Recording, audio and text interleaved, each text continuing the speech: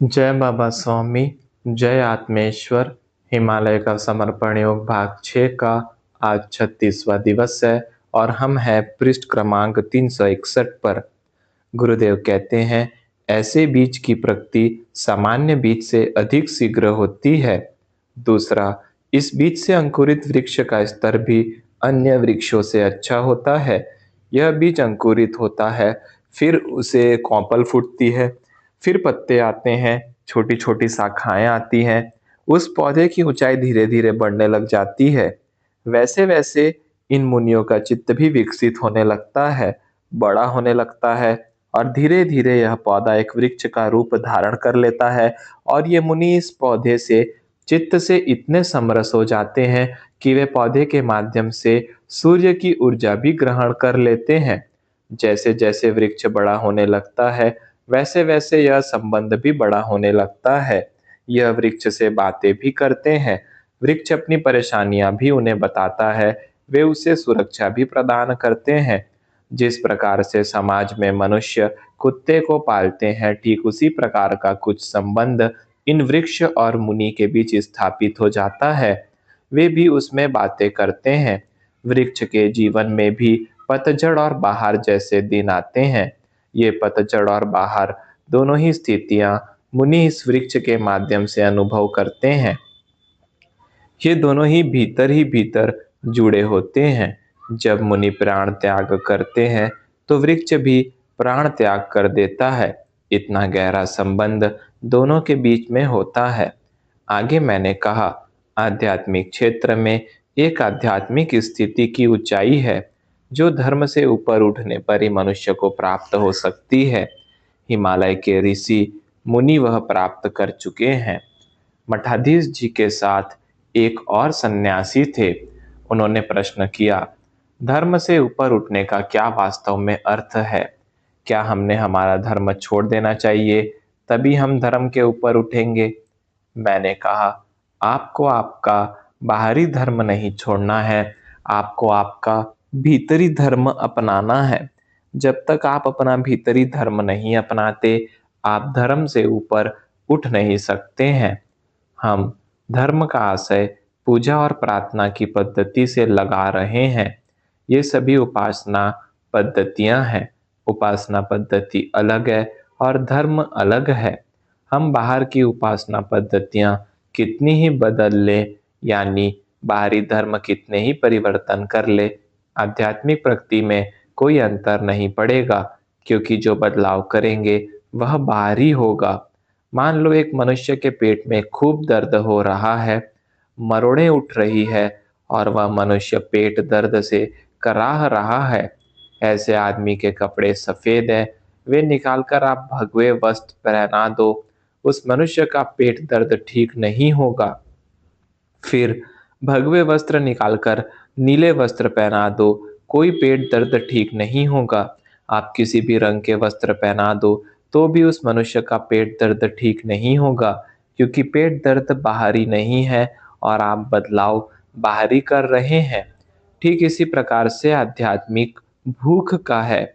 वह आध्यात्मिक भूख बाहरी धर्म के परिवर्तन से कभी पूरी नहीं हो सकती है। ठीक उसी प्रकार से मनुष्य का अपना निजी एक आत्म धर्म होता है और वह सभी मनुष्य का एक ही है। वह है मानव धर्म। वह एक मानव है, इसका ज्ञान होना ही सच्चा धर्म है। ये बाहरी धर्मों का एक ही उद्देश्य होता है कि इस मानव धर्म तक पहुंचाना। सभी धर्म केवल और केवल इसी एक ही उद्देश्य से बनाए गए हैं। आप जब बाहरी धर्म से ऊपर उठेंगे, तभी आप अपने भीतरी धर्म को जान पाएंगे। अपने धर्म से ऊपर उठना यानी अपने भीतरी धर्म को जानना है। आत्मधर्म जागृत होता है आत्म साक्षात्कार से, और आत्मा का साक्षात्कार प्राप्त होता है हमारे पुण्य कर्म से। इसीलिए पुण्य कर्म पर इतना अधिक ध्यान दिया गया है। आपके पुण्य कर्मों से आपके जीवन में एक अधिकृत अधिकारी माध्यम रूपी पुरुष आता है और उसके माध्यम से आपको आत्मा का साक्षात्कार प्राप्त होता है। यह वह करता नहीं है, लेकिन उसके सानिध्य में प्राप्त होता है। वह तो एक जलते हुए दिए के समान जलते ही रहता है, और जैसे ही हमारा समर्पण भाव उसके प्रति हो जाता है, हमारी लौ उसकी लौ से टकरा जाती है और हमारा दिया जल जाता है। वह दिया हमारे दिए को जलाता नहीं है, फिर भी हमारा दिया उसके सानिध्य में जल उठता है। आत्म साक्षात्कार स्वयं ऐसी ही प्रक्रिया से होता है। भीतर के धर्म को जानना और उस धर्म को मानना ही अपने धर्म से ऊपर उठना कहलाता है, और हम जो धर्म का अर्थ लगाते हैं वह है उपासना की पद्धति, धर्म नहीं है।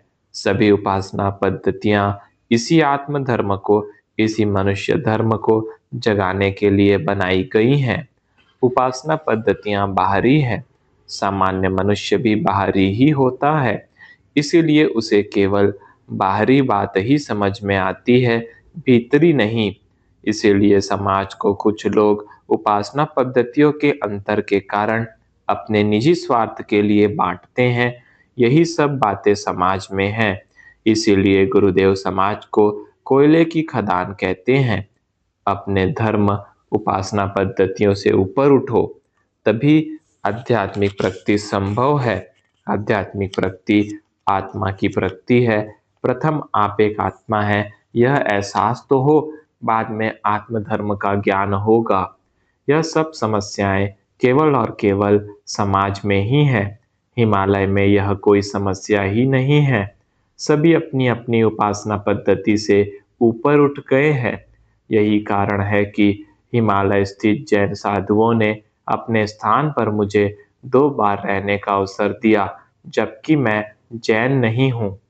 एक बार उनकी सामूहिकता 64 जैन साधुओं की थी, तो दूसरी बार उनकी संख्या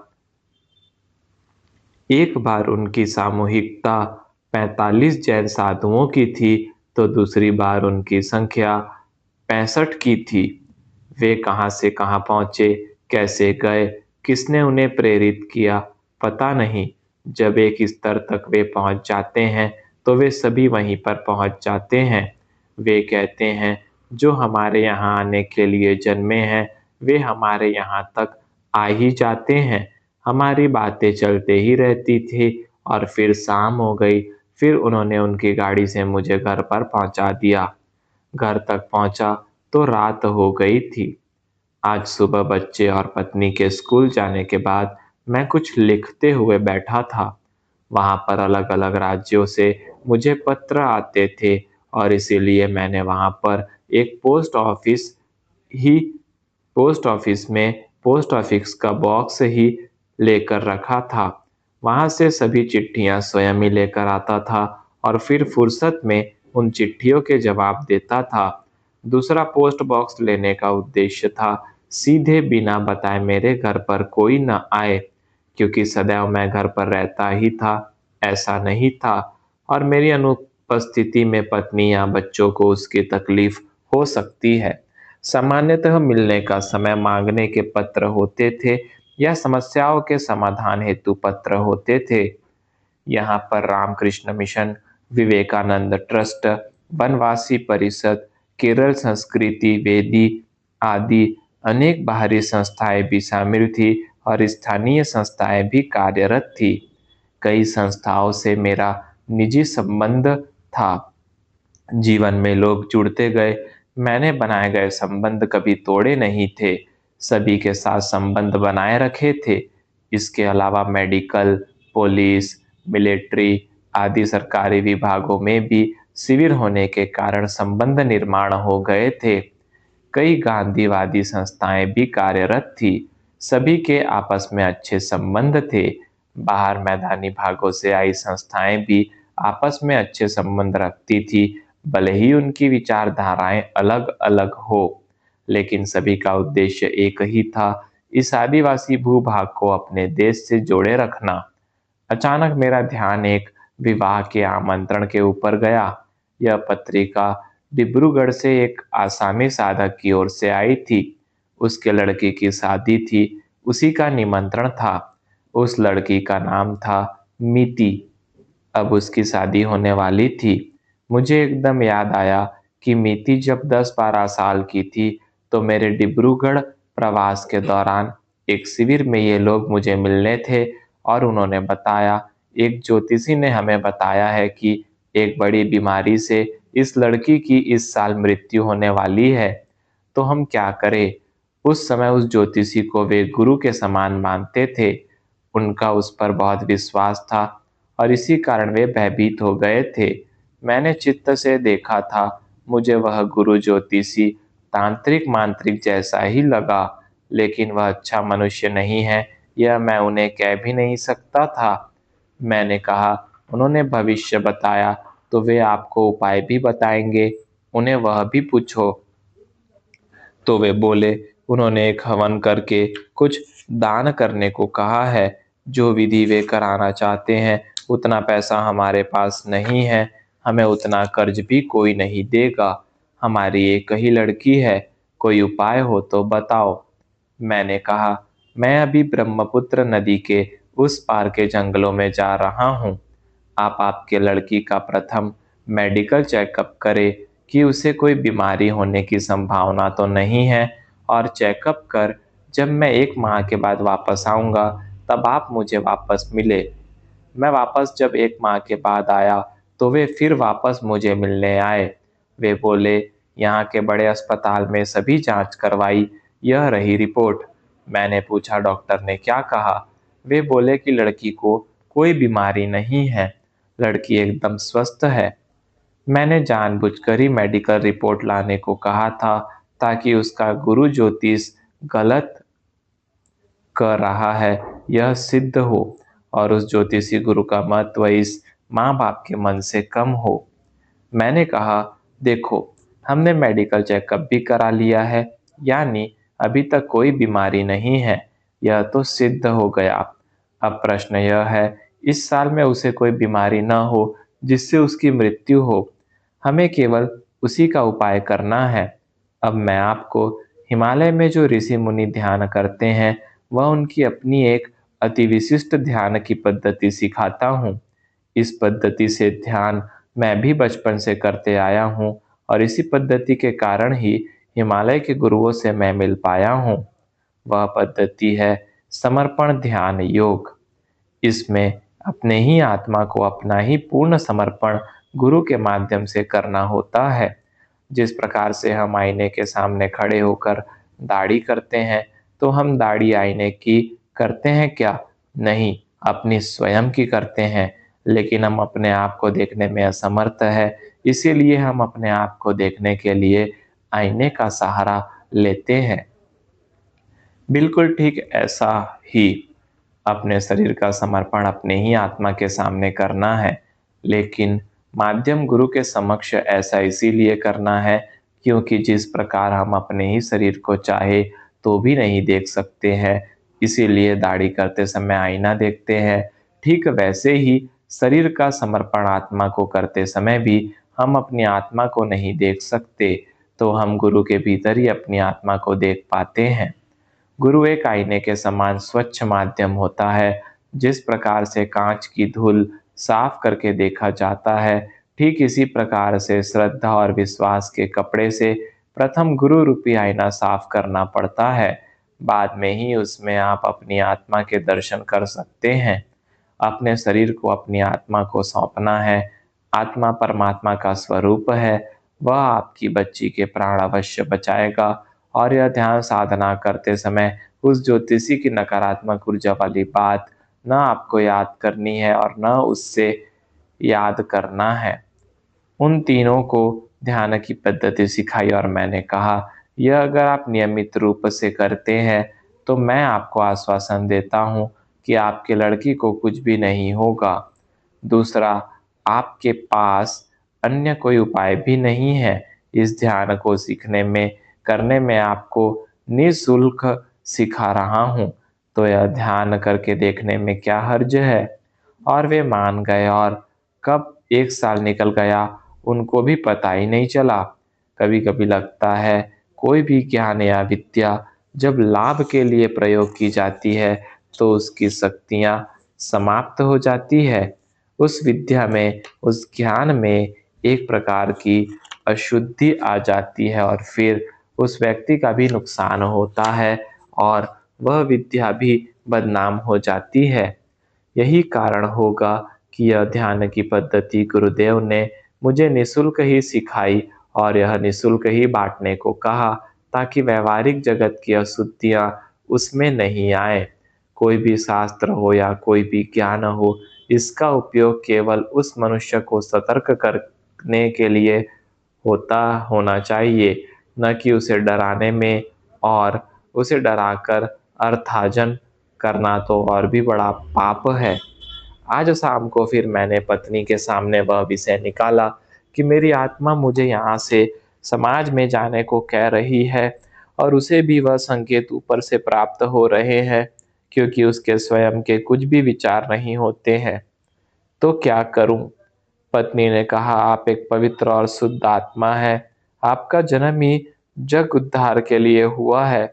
इस जंगल में सारा समाज नहीं है, न इस स्थान का बाकी दुनिया से कोई संपर्क है। जिस प्रकार से जितने अधिक लोगों तक आपको आपकी बात कहनी होती है, उतनी ही उपयुक्त आपका मंच भी होना चाहिए। अब मुझे लगता है कि लाखों लोगों तक आपकी बात पहुंचाने के लिए उपयुक्त मंच की आवश्यकता है, जो यहाँ पर नहीं है। आपकी आत्मा आपको जो दिशा निर्देश देती है, वह उस समय वह योग्य लगे या न लगे, बाद में उसके परिणाम अच्छे आते हैं। आपकी आत्मा का निर्देश स्पष्ट ही होता है, केवल हम अपनी आसपास की परिस्थिति के प्रभाव में वह बात माने या न माने इसका विचार करते रहते हैं। दूसरी बात, मुझे मालूम है आपको हमारी चिंताएँ हो रही होगी, तो मैं अभी तक घर चलाते आई हूँ, आगे भी घर को अच्छे से सँभालूँगी।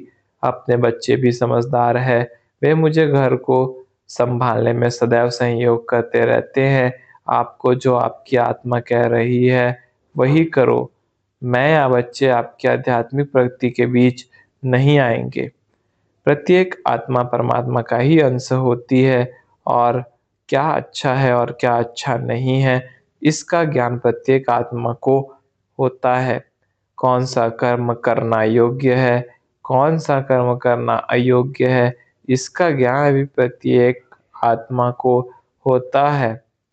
लेकिन मनुष्य जन्म के बाद अपने शरीर के प्रभाव में इतना आ जाता है कि वह अपने आप को शरीर ही समझने लग जाता है और फिर वह शरीर के भाव में आकर ही सारे कर्म करने लग जाता है और फिर वह शरीर के भाव में आकर सारे कर्म करता है। शरीर द्वारा किए गए कर्म पर माया, मोह, रिश्तेदार, संबंधी सभी तो प्रभाव डालते हैं और शरीर के प्रभाव में आकर ऐसे कार्य करना है जो उसने नहीं करना चाहिए और बाद में उसके फल आने पर पछतावा करता है। आपका ऐसा नहीं है। आपने सदैव अपनी माता के अस्तित्व को याद रखा है। यही कारण है कि आपकी आत्मा की पवित्रता और शुद्धता बनी हुई है और यही सब उस शुद्ध आत्मा की शक्ति है। यह शक्ति के कारण आपकी आत्मा एक सशक्त आत्मा बन गई है और इसी कारण आपके शरीर पर आपकी आत्मा का प्रभुत्व है और यही कारण है वह आपकी सशक्त आत्मा आपके देह को दिशा निर्देश स्पष्ट रूप से दे पाती है। आने वाले समय में उसकी उपयोगिता लगने वाली है। आने वाले समय और उसके योग्य वातावरण, यह सब आपकी सशक्त आत्मा को मालूम है, लेकिन हम यह बातें जानते हैं, इसीलिए आपकी आत्मा जो कहती है वह करो, वही शाश्वत आत्मा के परिवार का भी निरीक्षण करेगा। यहाँ ऐसा कुछ होने ही नहीं देगी जो आपको यहाँ आने के लिए बाध्य करे। मैंने अपनी सहमति दर्शाते हुए कहा, तू कह रही है वह बिल्कुल ठीक है। इतने सारे प्रवास और हिमालय की इतनी कठिन परिस्थितियों में भी मेरी आत्मा ने ही प्रत्येक डाल पर चढ़